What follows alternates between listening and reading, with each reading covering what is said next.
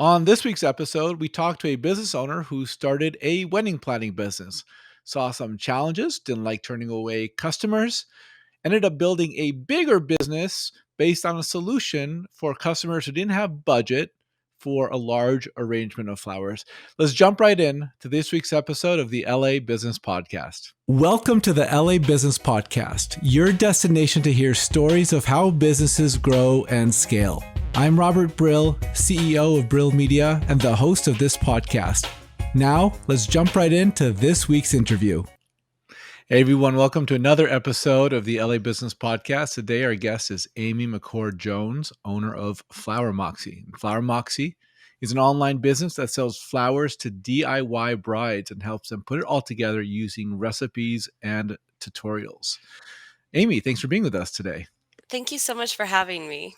Okay, so this is a really interesting way to set up flowers. Like, tell us a little bit about the business and tell us more what a DIY bride would be doing and how you help that process. Your explanation was really good. I basically Flower Moxie is an online business where we sell flowers to DIY brides, but we do it a little bit in a different way.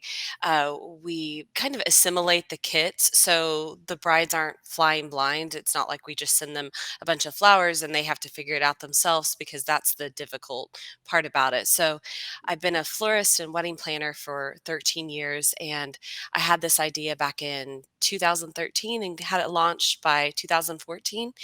And so basically, these brides, they receive their flowers and they go through our instructions and tutorials and they build their own wedding flowers. So whether it's bouquets or like a floral arch or centerpieces, we have all types of tutorials for what they want to create.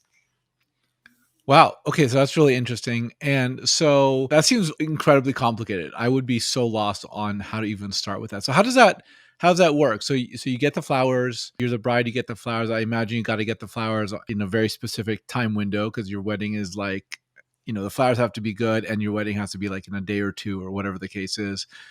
So you give them arrangement templates so that they can put it together themselves. Absolutely. A lot of people think of it as kind of like Blue Apron for flowers. Hmm. And so you're right in the sense that we get the flowers to them early. They get their flowers on Wednesday for a Saturday wedding Mhm. because flowers are a lot like an avocado or a banana. It's like a timing game. So Mm. when you're selling wholesale flowers that are extremely fresh, they need a few days to blow out and open and start to look attractive. When you get the flowers from a florist, they have already gone through that process. Oh. And yeah, so they need those flowers early because those flowers have to rehydrate and start to open, and then they need their design time. So it is a task for sure. We try to communicate that as clearly as possible that when you DIY your flowers, you're taking on the role of being your own florist for a few days, and that is a real job. But because you're doing that, that is where the ROI comes from. Right. Um, so a lot of our clients, if they get a floral quote and maybe it's out of their budget, they typically can save 50 to sometimes 70% if they DIY it. It really just depends on where they're at in the country because obviously things are more expensive in California or LA or San Francisco than it is in Oklahoma where we're from. And how far ahead do these DIY brides need to order from you for it to make sense? Yeah, they typically like our cutoff is 2.5 weeks because we have to start placing orders and sourcing those flowers. But a lot of our clients order about 2 to 3 months before their wedding, and some will order a year and a half before their wedding just to, I guess, get that off their punch list to maybe lock in the price. So we get orders at all different times, but that makes our business a little bit more challenging because it's not like when you order a T-shirt online, your job is to ship it out as soon as possible. We have to hold orders for quite a long time and make sure that nothing falls between the cracks. So that was a definite challenging aspect about this business model. And how do you handle supply chain? I mean, we're recording this in January of 2022, and man, like in the last 6 months, there's been a lot of supply chain challenges. I don't know how much of that has affected the flower business, but like I imagine there might be some impact. Like how has that affected you guys? It has greatly impacted the flower industry. I We thought that the major fallout would be in 2020, but what happened is all around the world, of course, everything shut down, and so you had farms closing, people couldn't go tend the crops, so pests took over, folks just went bankrupt, and so where it really hit hard was actually in 2021. We were having trouble sourcing white roses, like, nobody could find them, and with increase of funerals, it did impact white flowers specifically. And as far as Wow. supplies go, yeah, like a lot of floral supplies, vaseware, glassware, it comes overseas, and so they're just sitting on shipping containers. So it's definitely been a challenge, and unfortunately, with weddings, things really come on trend and hang on for like a year or two. So brides will gravitate towards the same color palette at the same time. In the last 2 years, it's been terracotta, and there's, like, 5 flowers that come in that color, and so Wow. you're having this whole bottleneck of flowers getting stuck, not being able to get through customs, and then you have the lack of flowers just based on what I talked about earlier, and so this past year has been very challenging. It's made us try to be a lot more creative when it comes to, like, dried goods and really just kind of trying to encourage clients if they have to get a substitution, just kind of telling them like everything's still going to be beautiful even if you didn't get that one particular rose you were excited about. um, Right. like we definitely send other things that are beautiful, but that was really challenging because as a business owner you want everybody to be extremely happy. You don't want to disappoint anyone, but when you're depending on Mother Earth and all the complications that came from the pandemic, it was definitely a challenge. S- And so what happened? I mean, weddings have definitely been pushed out in some cases, not every case, but I imagine in some cases your orders may have been needed to be postponed, right? Like, how do you like? I can't even begin to imagine the complications that yet then creates. How do you handle when a wedding gets pushed out and you've ordered the flowers? So basically, we have kept our um, we've kept postponements and cancellations as flexible as possible. Up until last month, we allowed cancellations or postponements up to 2 weeks before an event. And so, if someone came a month or two before and they're like, "Hey, I'm going to postpone my wedding," we would just obviously change the dates on that order and let them, hold. We would hold that order, or we would just refund and cancel it if that's what they preferred. So in 2020, we had a ton of that. I mean, when the pandemic first hit, it hit hard, and people were canceling their weddings, and they weren't expecting to. And so on that, we just really had to eat the cost of that. And at this point, now that it's been 2 years, everyone is familiar there's a pandemic going on. So, we have to have very, like, firm boundaries of when if you're gonna cancel, you have to cancel by this time, just so we, as a company aren't out all those costs.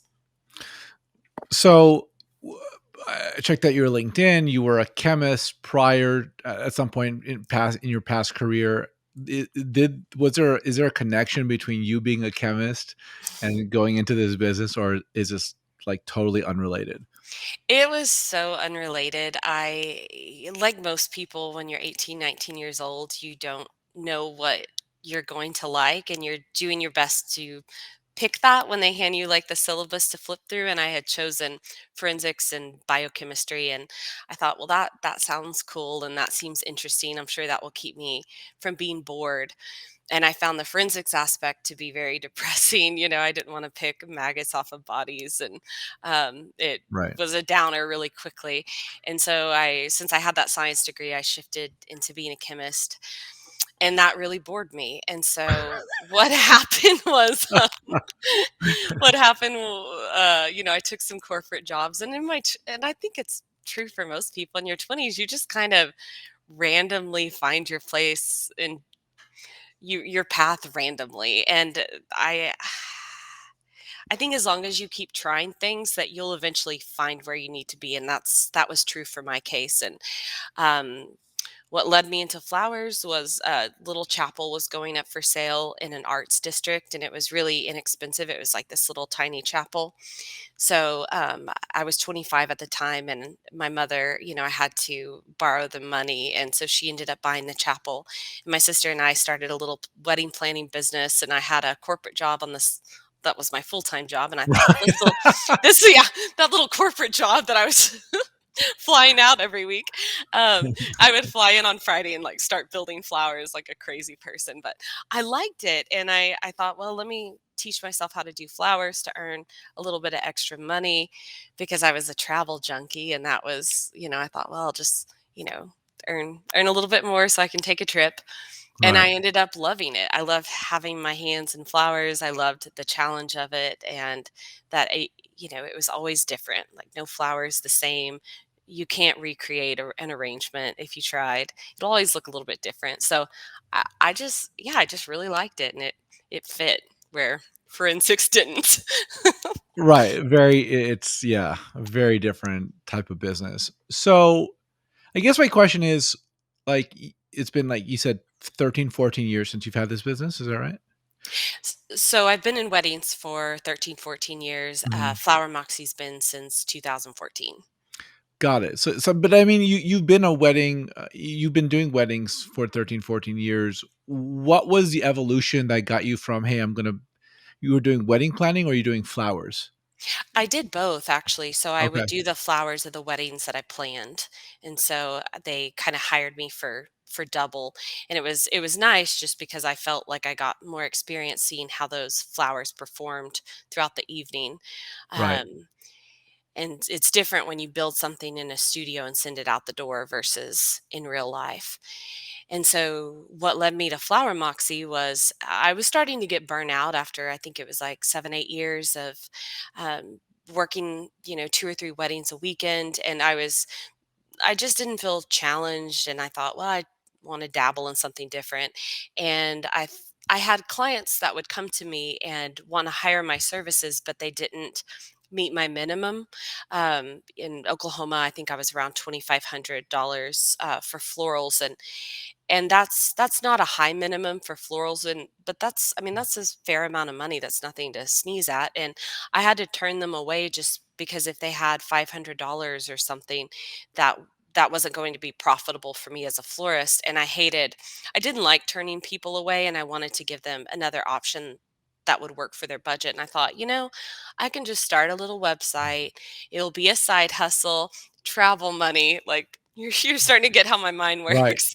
Um, and I will just get them the really good flowers that I work with, and I can teach anybody how to build a bouquet, and I'll just give them a recipe. So that was my thought, and my goal was to earn 500 extra dollars a month to And I support imagine you've earned traveling. more you've done more So, than that, I yeah, imagine.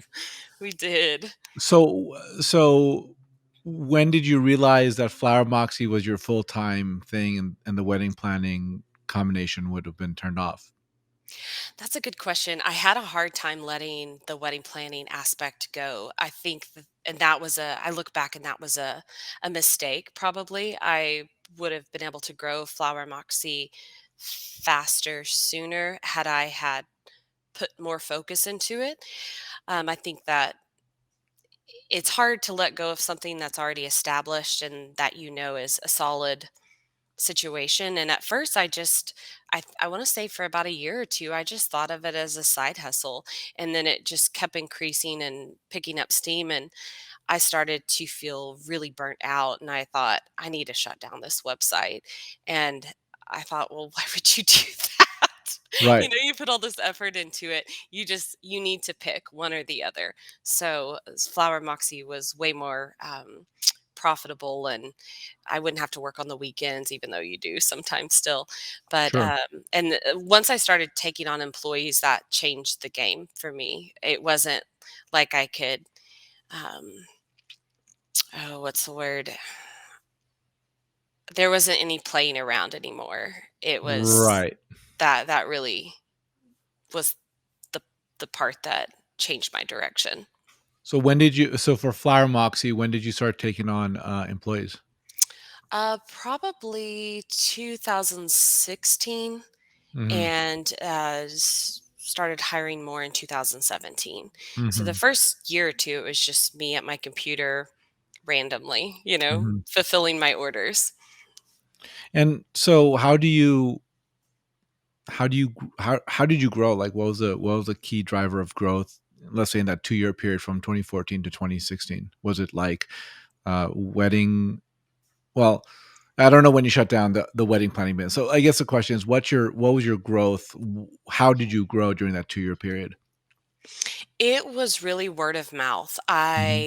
I didn't I haven't advertised until a few months ago. So we have grown completely organically. Um, a few things played a factor is I didn't have a lot of competition there.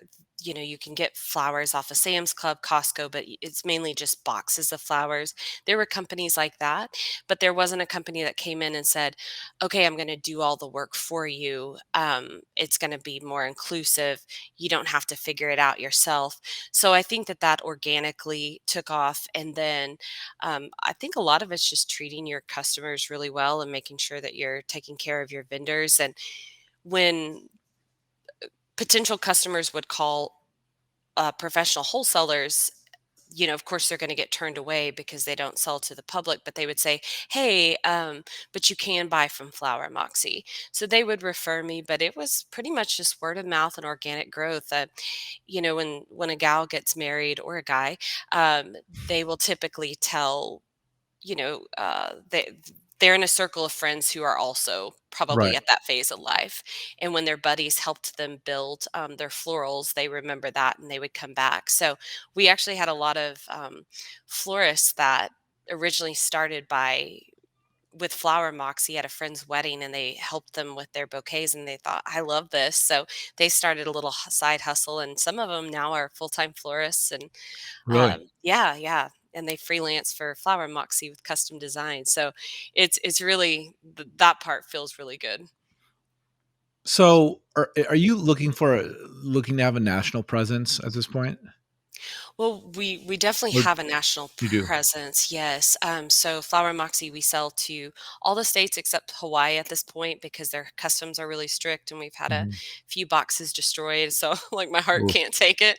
Um, But yeah, we sell to all the states and we ship the flowers through FedEx. I prefer using Southwest Cargo, so I cargo a lot of flowers, and Mhm. that's a really safe method. And we're looking to expand into possibly Canada and Puerto Rico, and we have some other things that we want to launch. And why just what was going on that a couple months ago you decided to start advertising? What was the trigger there? I brought on someone to help. The trigger was pretty much as a business owner, I felt really spread thin. I don't I didn't really understand how to look at the analytics, and I just felt like maybe I would be tossing my money into a hole of something that I didn't understand. Sure. And we were growing so fast, and I didn't want to turn on advertising without the foundation to support the growth. So Mhm. we spent several years on getting the back end built out of the process of orders for it to flow more automatically so I could scale. When I started, Shopify is fantastic and that's the platform that we're on, but it doesn't have really any way to manage your orders. So it Mhm. goes back to I take an order and have to hold it for 6 months. And the worst thing that could happen is flowers don't get ordered or Mhm. something, there's a mistake made. And that would keep me up at night. And I thought, no, we have to have these systems in place so that wouldn't happen. So I had to spend a lot of time building that up, and I didn't want to spend thousands of dollars in advertising and get all these orders and not be able to support them properly. So did you onboard technology or did you build something yourself? We initially we got a developer who set up like kind of a Zapier Trello situation for us. Well, Mhm. we outgrew that pretty quickly, and we Right. found another company called Kintone who could customize it. Because originally it was me typing up every single order, and I would. 100%. Oh yeah, it was all manual. I would just like have scratches of paper everywhere, and I was like, "Oh my gosh, like I'm gonna drown." Right, you can't sleep or you wake up at 4 in the morning trying to remember that one thing that you're not sure if you actually did. Yeah, that might be a little Exactly. scary. Yeah. So I felt like when I had a good team together, when the pandemic had calmed down a bit, and I had that foundation, I was like, okay, let's advertise. And where are you advertising? What's driving the ads? Like, what works and what doesn't for your ads? Like, any ideas on platforms or the types of messages that work for you guys? We're still figuring that out. It's only been a few months, but I concentrate most of my advertising dollars on Pinterest just Mm, because that's where my clientele will be. They'll be building a wedding board, looking for inspiration, maybe looking if they could DIY how to make a centerpiece. So they're organically going to be there, and we have so many helpful things already on Pinterest. It just made sense. yeah. And, what are your initiatives for 2022? I mean, we're at the start of the year. We're still not really 100% out of the pandemic. Omicron is kind of like a thing now, the newest thing. There's still a fair bit of uncertainty in the market. Like, what are you focusing on? Is it the growth on through advertising? Is it systems, processes? What are you looking at? Yeah, we w- for the Flower Moxie side, I'm looking to make it like a bit more inclusive as far as have obviously I sell flowers, but there's a lot of things that when brides come to us, there are still question marks. So we're building up affiliate programs where they can not only get discount codes, but we can pair things together. So in terms of like color palettes, there's these few companies that have an amazing dress that will play well with this color story of these flowers.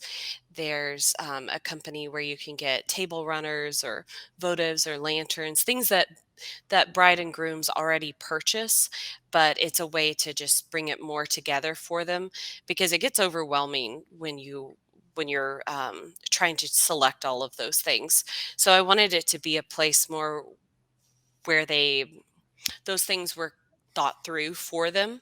And Mhm. then we're branching into another floral business that has to do more with like baby showers, events, things that aren't weddings. So more like kits. So it's going to be called Petal Party. And yeah, we're really excited about that. So So are you building a platform here? Like, it sounds like, when you're getting married, when a person's getting married and they're thinking about flowers and all the ancillary stuff around flowers, like, they should be looking at Flower Moxie to get all that stuff taken care of at one place.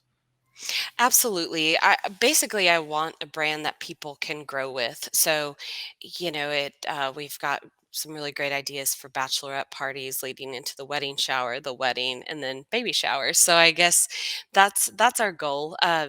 Obviously, people love flowers. That interest is not going away, and I would say that people are really drawn to learning something new and making something for themselves. So, I think a lot about the wine and palette thing where people drink wine and paint an ugly picture that they probably don't want to hang up.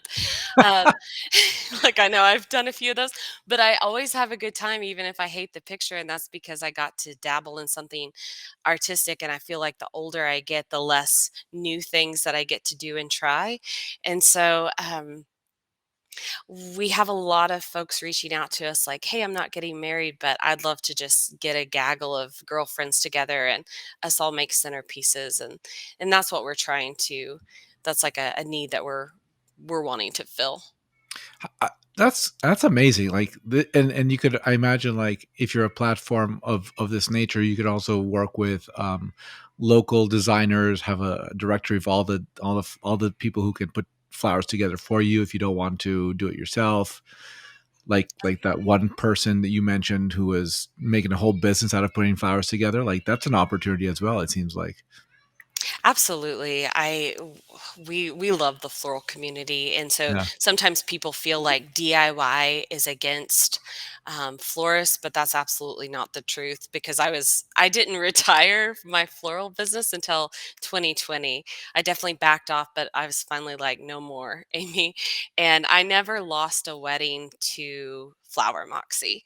So it really isn't a competition because it's just a different bracket. It kind of boils down to, at my first house, I had to tile my own backsplash because I couldn't afford to hire someone to do it. My next house, when I could afford it, I had them do it. Right, So it's a different price point, different consumer yeah, mindset. You're never it works hand in hand and creates opportunity for the florist. What is it? Florist, floral designer community? yes, That's really interesting. How many people do you have currently at, Flower Moxie? we have 7. So Nice. yeah, It sounds like you're a massive business and you only have 7 people. That's the power of scale, right? Like, that's a platform business right there. exactly. That was my focus. I mean, we sell millions of dollars of Woo, flowers a year, and we're a small team, but we're a very highly effective team, and we've built a really good system and have amazing vendors that we work with, and that makes the difference for sure. very cool. And where can people find you? How can people find Flower Moxie? Yeah, you can visit our Instagram at Flower Moxie or just jump on our website at flowermoxie.com. Very cool. Amy McCord Jones, owner of Flower Moxie. Thanks for being with us today. Thank you so much for having me. Thank you for listening to this episode of the LA Business Podcast. If you like what we're doing on this podcast, please consider subscribing on Apple or Google Play, leaving a 5-star review, and sharing with your friends. If you have any questions, comments, or recommendations for a guest you'd like to hear on this podcast, please email me, robert@brillmedia.co. Thank you. Have a fantastic day.